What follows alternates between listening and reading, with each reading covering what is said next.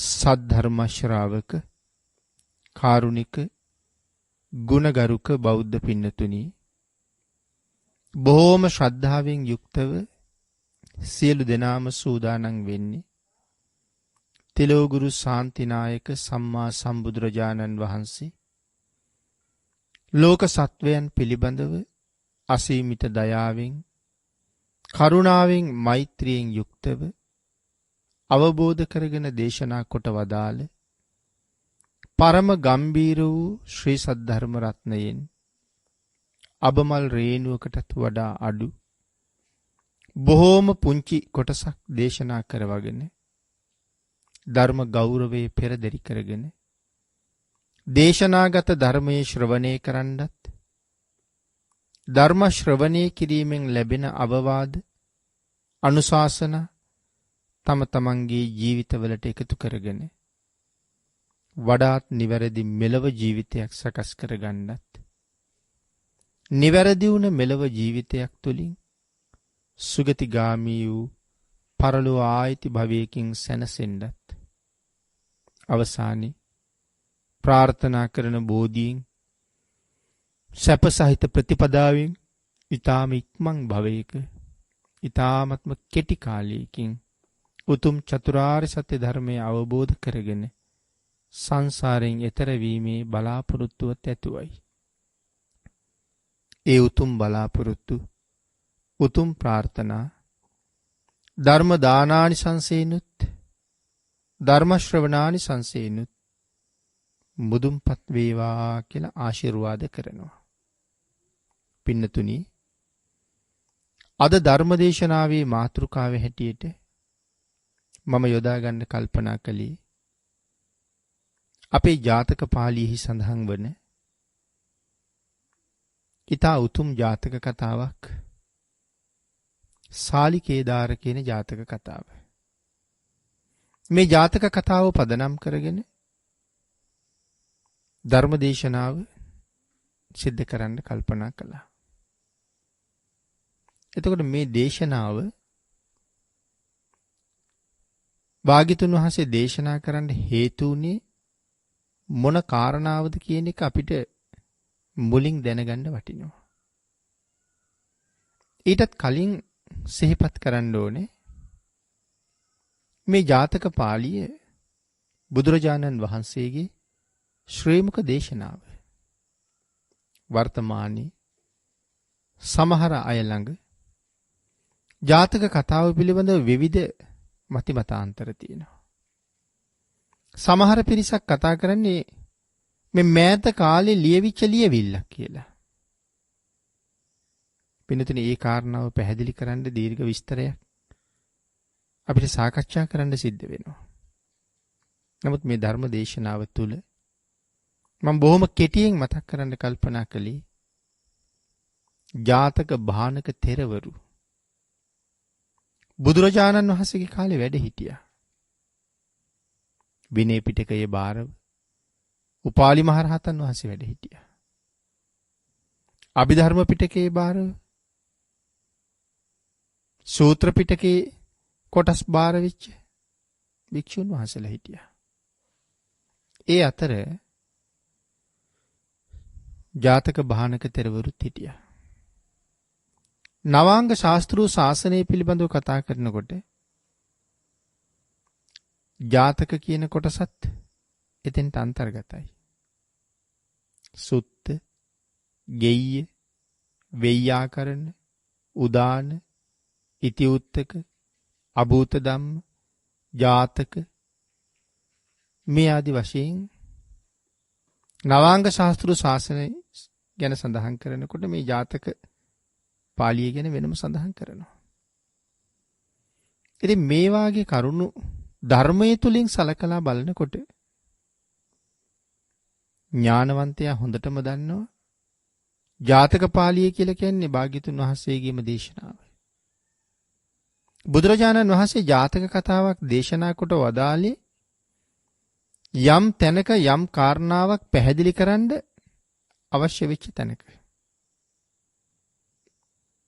එතකොට මේ සාලිකේදාර ජාතක කතාව දේශනා කොට වදාළෙත් ආන් ඒ වාගේ කරුණක්ම පදනම් කරගෙන බුදුරජාණන් වහන්සේ සවැත් නුවර ජේතවනාරාමේ වැඩ ඉන්න කාලේ එක භික්ෂුන් වහන්සේ නමක් හිටියා. Tamanට ලැබෙන දානි ටික අම්මටයි තාත්තටයි දෙනවා. Tamanට හම්බ වෙන පිරිකර ටික ඒ වස්ත්‍ර අරගෙන ගිහිල්ලා අම්මටයි තාත්තටයි ඇඳුම් මහලා දෙනවා. අම්මා තාත්තා පාවිච්චි කරලා පරණ වෙච්ච ඇඳුම් උන්වහන්සේ අරගෙන මහගෙන පඳු පොවාගෙන සිවුරු හදාගෙන පොරවනවා. ඉතින් මෙහෙම කාලයක් යනකොට භික්ෂුන් වහන්සේලා මේ කාරණාව දැනගත්තා. දැනගෙන ඒ භික්ෂුන් වහන්සේට චෝදනාවක් කළා භාග්‍යතුන් වහන්සේගේ ශාසනය වෙනුවෙන් ලැබෙන සිව්පසය ගිහියන්ට දෙන්න මහණ ඔබට ලැජ්ජ නැද්ද කියලා. ඒ කාරණාවෙන් අර භික්ෂුන් වහන්සේගේ හිත ටිකක් බිඳුණා. ඒ කියන්නේ මේ සංඝයා පිළිබඳව නෙමෙයි බිඳුනේ. මම කරගෙන යන්නේ වැරද්දක්ද කියලා හිතුණා. ඉතින් කෙසේ වෙතත් අර භික්ෂුන් වහන්සේලා ඒ කාරණාව භාග්‍යතුන් වහන්සේටත් දැනුවත් කරලා. අපේ බුදුරජාණන් වහන්සේ ඒ භික්ෂුන් වහන්සේලාට මතක් කළා ඒ භික්ෂුවට මාව මුණ ගැහෙන්න කියන්න කියලා. භික්ෂුන් වහන්සේලා උන්වහන්සේට ඒ කාරණාව නැවත මතක් කළා. බුදුරජාණන් වහන්සේ පණිවිඩයක් එවලා තිබුණ නිසා උන්වහන්සේත් ධම්සභා මණ්ඩපයට එකතු වුණා. දේශනාවට වැඩපු අපේ භාග්‍යතුන් වහන්සේ ඒ භික්ෂුන් වහන්සේ දැකලා හඳුනගෙන උන්වහන්සේගෙන් ඇහුවා හැබැයිද මහණේ Tamanට ලැබෙන සිව්පසේ ගිහියන්ට දීලා ගිහිව පෝෂණය කරනවා කියලා කියන්නේ ඒක ඇත්තක්ද කියලා ඇහුවා. එහෙමයි ස්වාමීනි. ඒක ඇත්ත. ඔබ විසින් පෝෂණය කරන ඒ ගිහි අය කවුද කියලා ඇහුවා. ස්වාමීනි වෙන කවුරුවත් නෙමෙයි.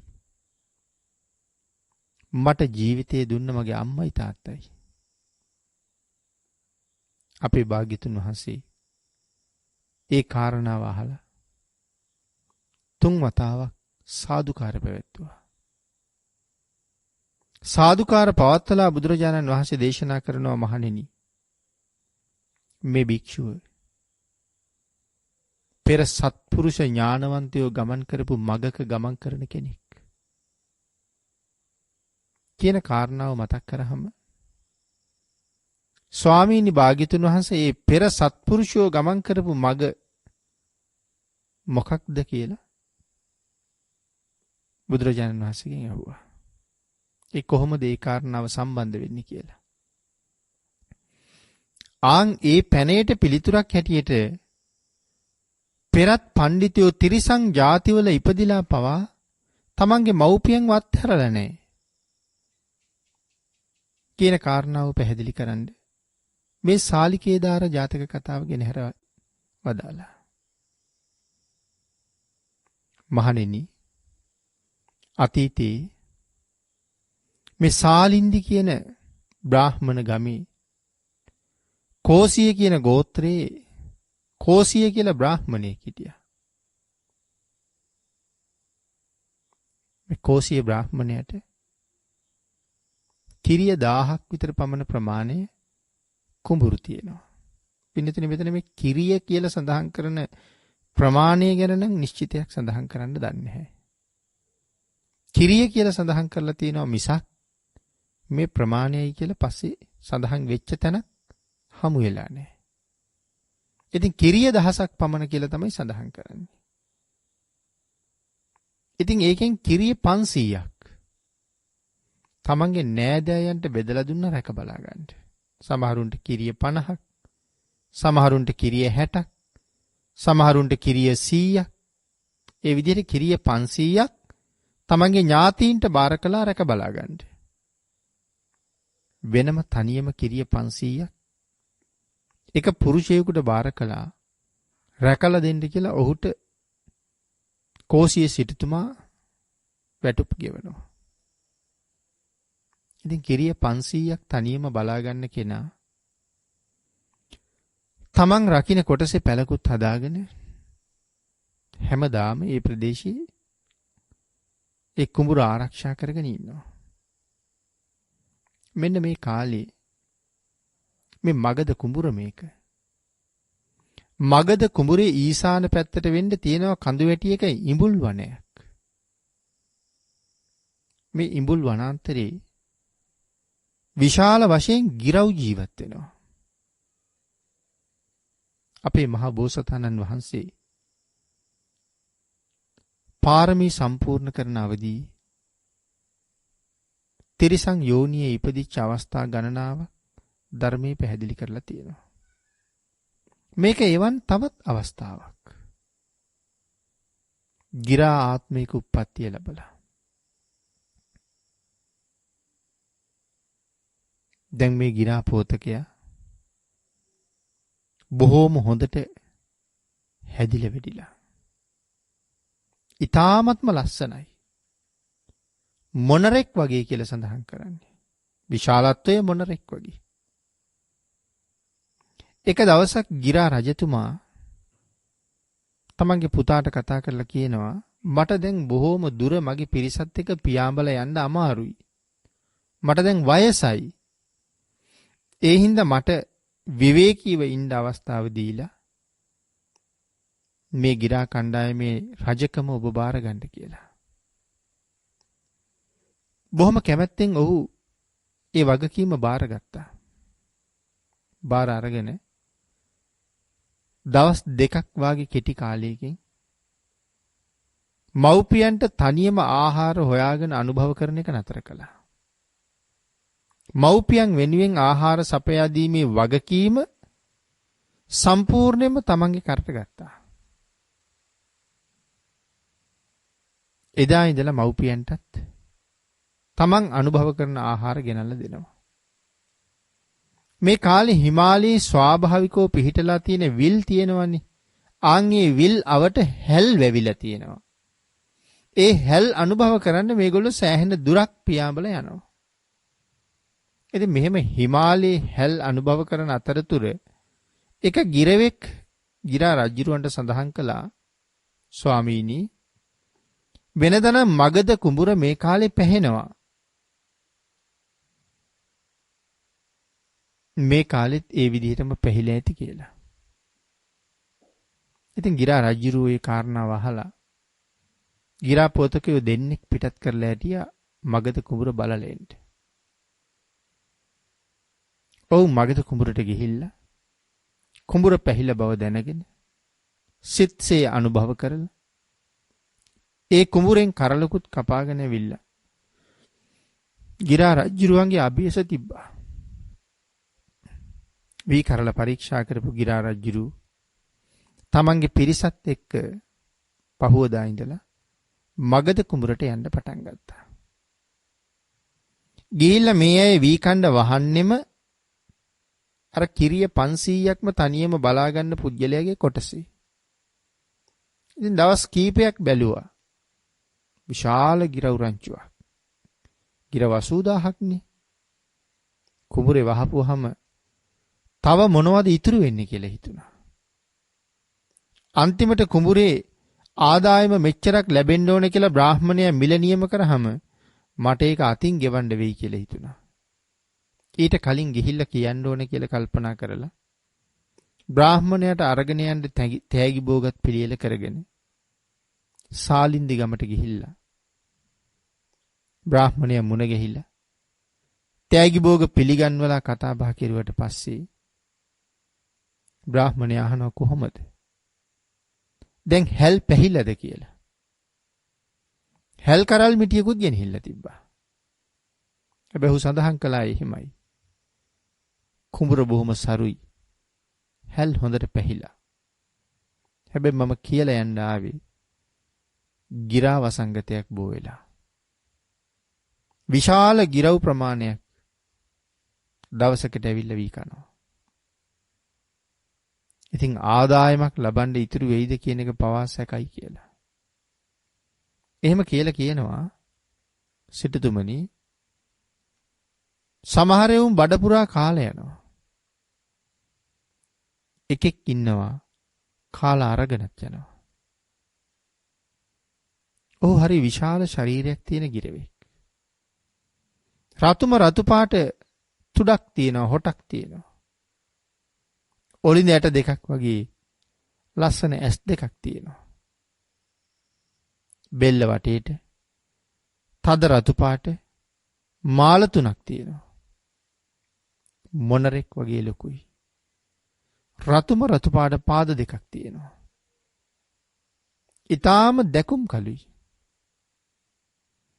දැන් මේ විශේෂ ගිරව ගැන කරුණු සඳහන් කරන්න බ්‍රාහ්මණයට ආසයි මේ ගිරව දකින්න. ගිරව ගැන කරුණු අහගන්න. ගිරව දැක ගන්න ඕන නිසා අහු අර පුද්ගලයාගෙන් මදු හදන්න දන්නවද කියලා. නැත්නම් උගුල් ලටවන්න දන්නවද කියලා. දන්නවා කිව්වා. පුළුවන් නම් උගුලක් හදලා මේ විශේෂ ගිරව අල්ලගන්න කියලා කිව්වා. ඉතින් ඔහු නැවත කුඹුරට ගිහිල්ලා අශ්ව ලෝම වලින් ලණුවක් ගොතලා ගිරව අල්ලන්න දවසින් දවස තනින් තන මද්ද උගුල තියෙනවා. මේ ගිරා රජුරවන්ට ආහාරය පිළිබඳව කිසිම තෘෂ්ණාවක් නැහැ. ඊයේ බැහැලා යම් තැනකින් ආහාර ගත්තද ඊළඟ දවසෙත් එතෙන්ටම තමයි එන්නේ. ඉතින් හරියටම කුඹුර බලා ගන්න කෙනාගේ මල පුඩුවත් එදා එතනම තියලා තිබ්බා. ගිරා රජුත් හරියටම අඩිය තිබ්බෙම මල පුඩුවට. උගුලේ පැටලුණා. පැටලිච්ච බව දැනගත්තා. කෑ ගැහෙන්න ආවා, වේදනාව වැඩි. නමුත් කල්පනා කළා මම කෑ ගැහුවොත් මගේ පිරිස ආහාර නොගෙනම පලා යනවා. ඔවුන් කැමතිසේ ආහාර ගත්තාවි. ආහාර අරගෙන වතුර බීලා ඉවර වුණාට පස්සේ තුන් පාරක් හයියෙන් කෑ ගැහුවා. සියලුම ගිරව් බීතියෙන් බීතියටපත් වෙලා අනතුරක් අතලඟයි කියලා හිතලා ඔවුන් වහාම පලා ගියා. ගිරා රජුරෝ කල්පනා කළා මගේ නෑදෑයෝ මගේ පිරිස කිසි කෙනෙක් මං ගැන හැරිලවත් බැලුවේ නෑ. සියලු දෙනාම පලා ගියා. මට කාගේ සරණක්ද? මට කාගේ පිහිටක්ද කියලා ඇස්වල කඳුළු පිරීලා. මේ වෙනකොට උගුල කඩා ගන්න මද්ද කඩා ගන්න කියලා ඇදලා කකුල කැපිලා. ලේ ගලනවා. හැබැයි ගිරව කෑ ගහන හඬත් ගිරව් ඉගිල්ලිලා යන හඬත් කුඹුර බලා ගන්න කෙනාට ඇහුණා. ඉක්මනට ඇවිල්ලා බැලුවා මොන ගිරවද කෑ ගැහුවේ, මොන ගිරවද පැටලිලා ඉන්නේ. සිටුතුමාගේ නියමයෙන් මේ කුඹුරු බලා ගන්න කෙනා යම් අරමුණක් වෙනුවෙන් උගුලක් හදලා තිබ්බද ඒ අරමුණ සාර්ථකයි.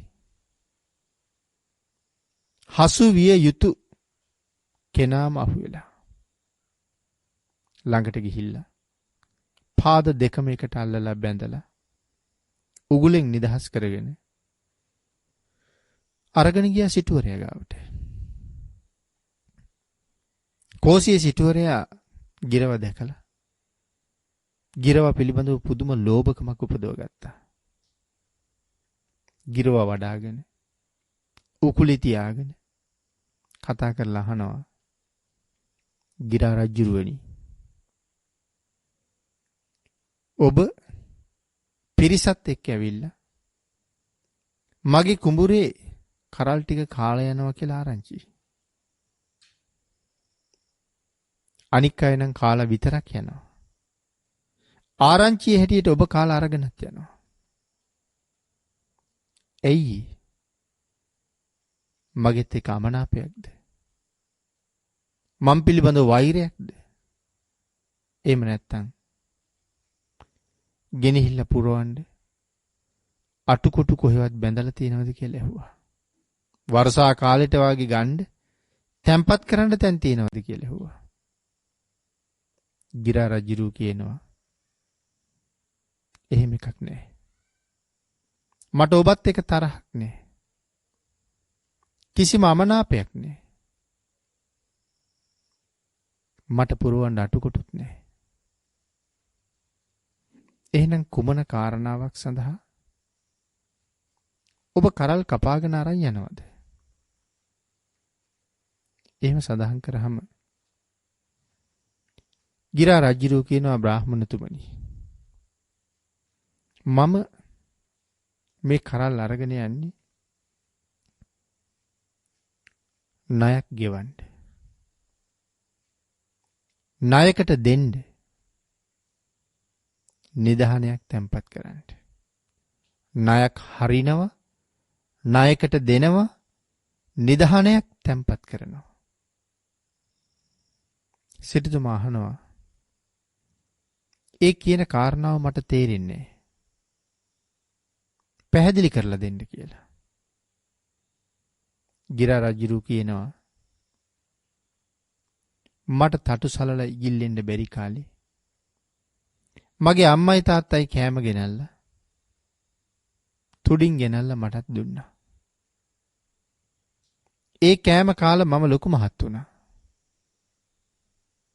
දැන් මගේ ගිරා රංචුවේ රජු බවටත් මාවපත් වෙලා.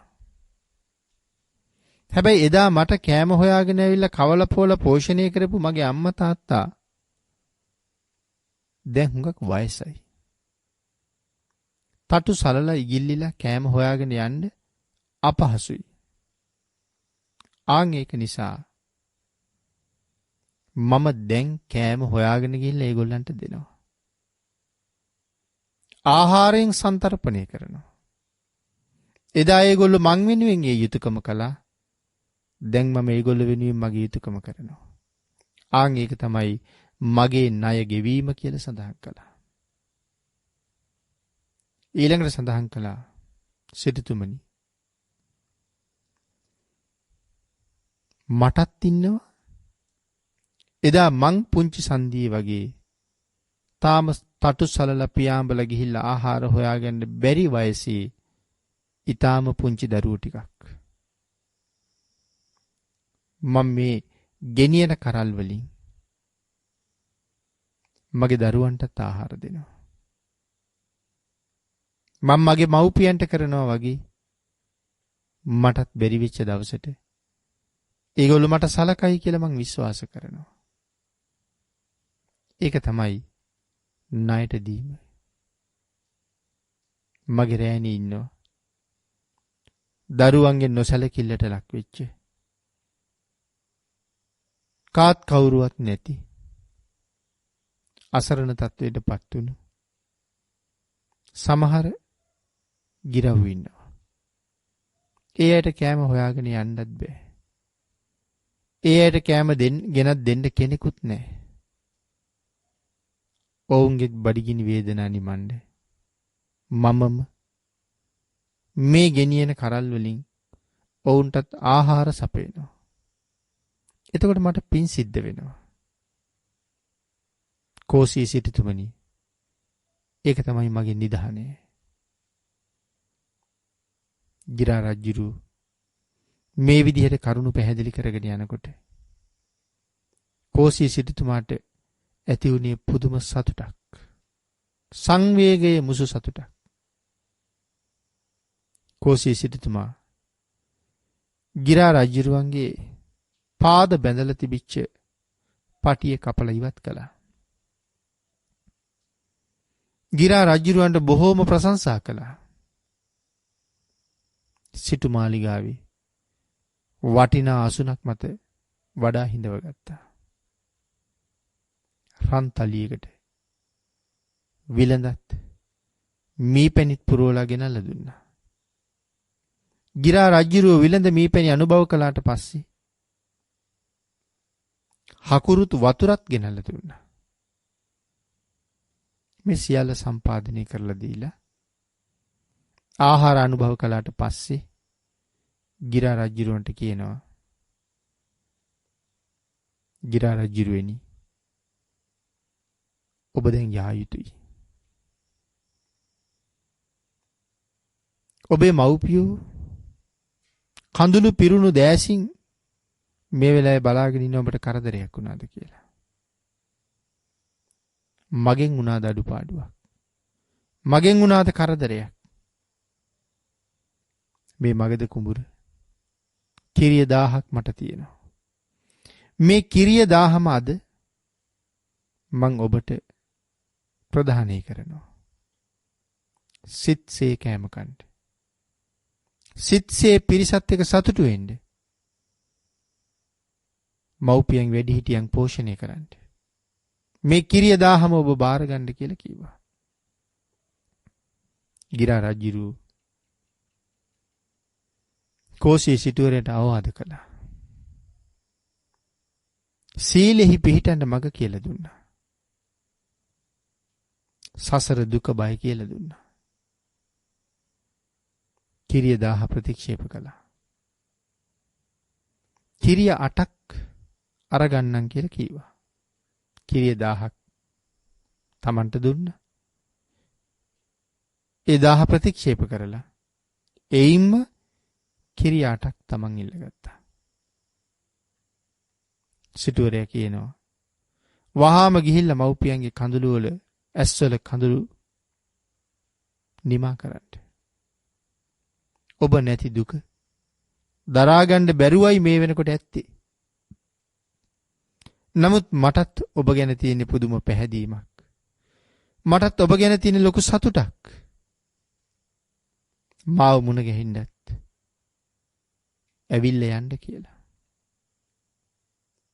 ගිරා රජුරු සිටුවරයට අවවාද කරලා අහසට පැන නැගලා තමන්ගේ පිරිස ජීවත් වෙන ඉඹුල් වනයේටම ගමන් කළා. මව්පියෝ බිම වැටිලා කණ්ඩ බොණ්ඩ නැතුව පුතා නැති දුකට ඇස්වල කඳුළු පිරීලා කතා කරලා නැගිට්ටවල සනසලා අරගෙන ගියපු ආහාර පාන විශේෂයෙන් හැල්වි මව්පියන්ට කවලා සතුටු කළා. පෙර තත්ත්වයටම පත් වුණා. ගිරා පිරිස සියලු දෙනාම ඇවිල්ලා ස්වාමීනි කොහොමද බේරුනේ? ස්වාමීනි කොහොමද ගැලවුනේ කියලා ඇහුවා. සියලු කතාව මුල ඉඳලා සඳහන් කළා. සියලු දෙනාම බොහෝම සතුටටපත් වුණා. පින්නතුනි, අපේ බුදුරජාණන් වහන්සේ දේශනා කළා, මහණෙනි, පෙර මම තිරිසන් ආත්මවල ඉපදිලත් ඒ දේම කළා. මහණෙනි, එදා කෝසිය සිටුවරයා වෙලා හිටියේ වෙන කවුරුවත් නෙමෙයි. මෙදා ආනන්ද ස්ථවිරයන් වහන්සේ. මහණෙනි, එදා මව්පියන් පෝෂණය කරපු ඒ ගිරා රජුරුව වෙලා හිටියේ වෙන කවුරුවත් නෙමෙයි, ලෞතුරා බුදු වෙච්ච මමමයි. මහණෙනි, එදා මගෙන් සැලකුම් ලබාපු ඒ මගේ මව්පිය දෙපළ වෙන කවුරුවත් නෙමෙයි, සුද්ධෝදන මහරජුරුවත් මහා මායා දේවින් වහන්සේ දෙපළමයි. මේ කාරණාව දක්වලා පෙර පඬිතයෝ තිරිසන් ආත්මවල ඉපදිලත් මව්පියන්ට සැලකුවා කියන කාරණාව විශේෂයෙන් තහවුරු කළා. ඒකෙන් අපිට පේනවා මේ මව්පියන්ට සලකනවා කියන කාරණාව කොච්චර වටිනවද. භාග්‍යතුන් වහන්සේ මේ ජාතක කතාව දේශනා කරලා නිමා කරනකොට අර මව්පියන්ට සලකපු භික්ෂුන් වහන්සේ දහසක් නයින් ප්‍රතිමන්විත වෙච්ච අති උතුම් සෝවාන් ආර්ය මාර්ගඵලයම ලබා ගත්තා. එතකොට මේ මව්පියන්ට සැලකීම මේ තරම් භාග්‍යතුන් වහන්සේ අගය කොට වදාළේ සුවිශේෂී කාරණා රැසක් තියෙන නිසා. මව්පියෝ කියලා කියන්නේ මේ ලෝකේ විශේෂ පිරිසක්. හැබැයි මව්පියන්ගේ තියෙන වැදගත්කම, මව්පියන්ගේ තියෙන විශේෂත්වය, මව්පියන් ඇසුරු කළ යුතු පිළිවෙල, මව්පියන් ළඟ පිළිපැදිය යුතු ආකාරය වර්තමාන සමාජයේ හුඟක් දෙනා නොදන්නවද කියලා හිතෙනවා. මම සඳහන් කළා මව්පියෝ කියන්නේ විශේෂ පිරිසක් කියලා. පින්නතුනි, ඒ කාරණාව මෙහෙම පැහැදිලි කළොත් දසවස්තුක සම්මාදිට්ඨිය,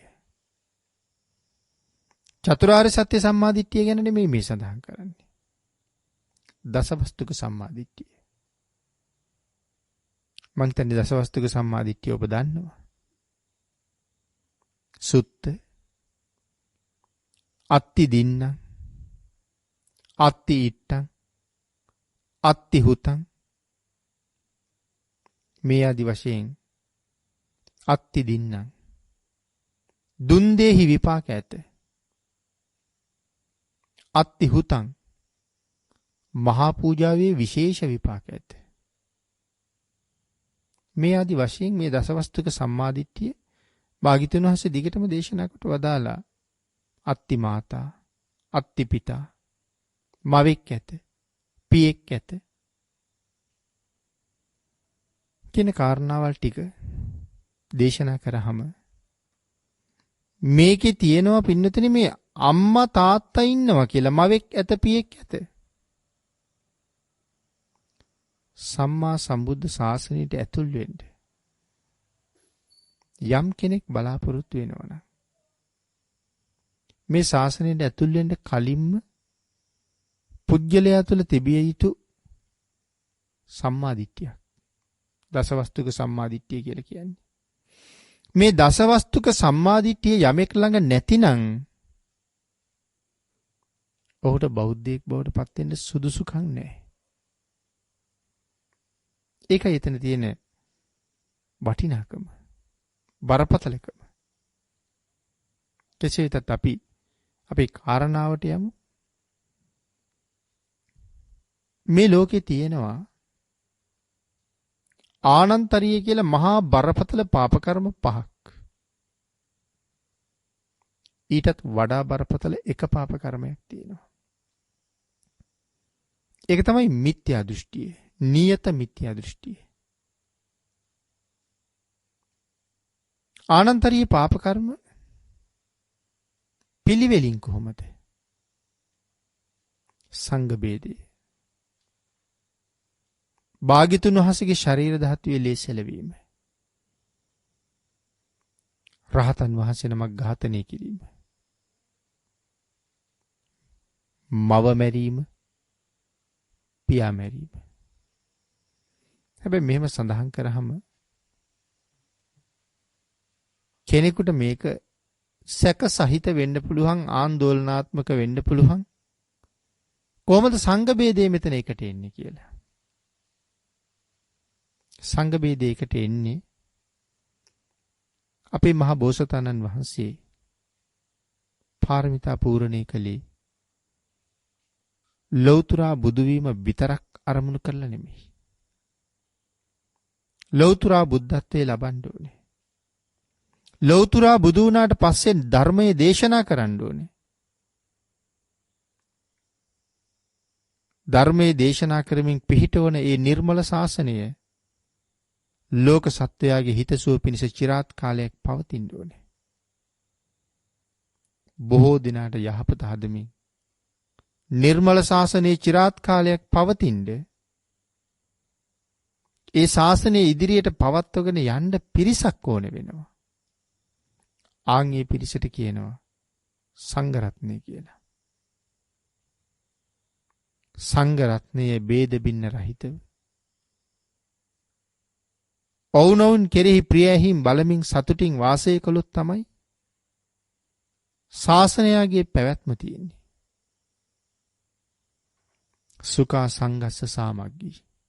සංඝයාගේ සමගිය සැපයක්. හැබැයි යම් කෙනෙක්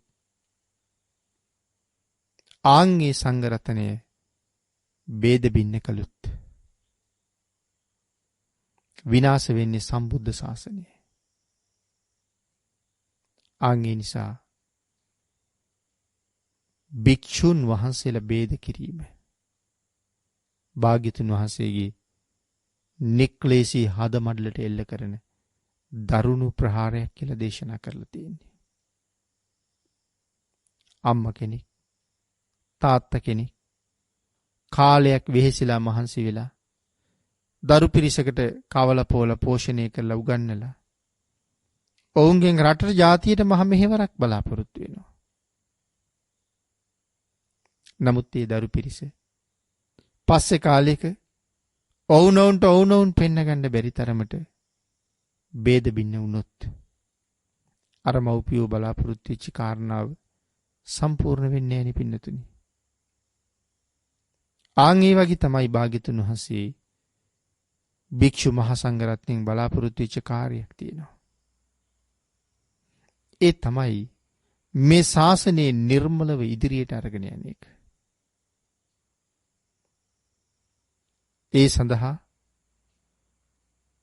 ඇති කරපු සංඝ ශාසනයේ යමෙක් ભેද කරනවා නම් සම්බුද්ධ ශාසනයගේ ආයුෂයේ පිරිහෙන නිසා සංඝ ભેදයේ ආනන්තරී කර්මයක් බවට පත් වෙනවා. ඒ විතරක් නෙමෙයි ඒක මුලට එනවා. භාග්‍යතුන් වහන්සේට හානි කරාම ඒක භාග්‍යතුන් වහන්සේට විතරයි හානිය. සංඝයාට හානි කරාම ශාසනයටම හානි වෙනවා.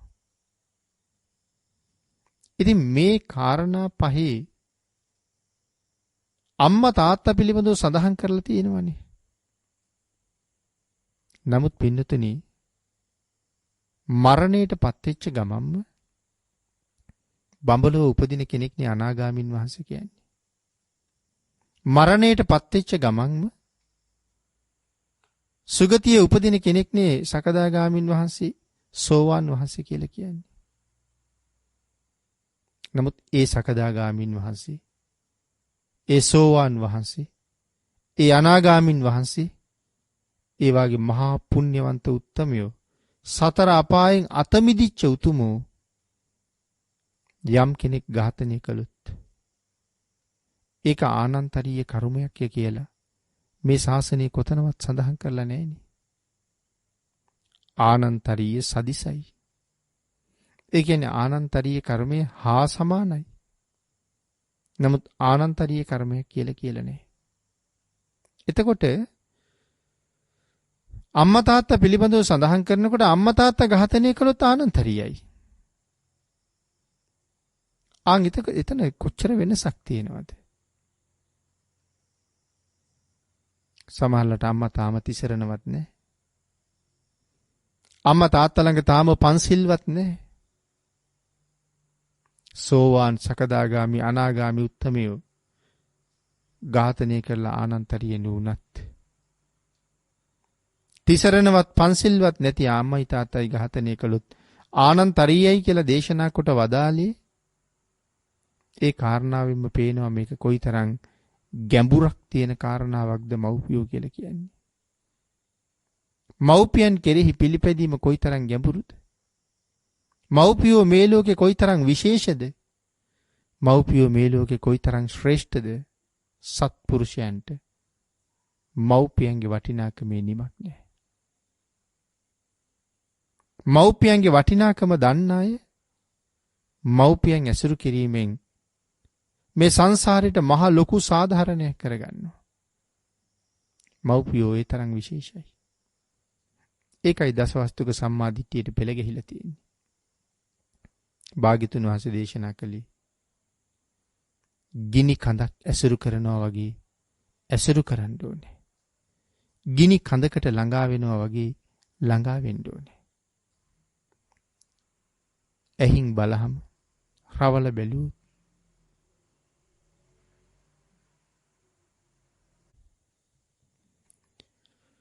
ගිනි කඳක් ඇසුරු කරනවා වගේ ඇසුරු කළ යුත්තේ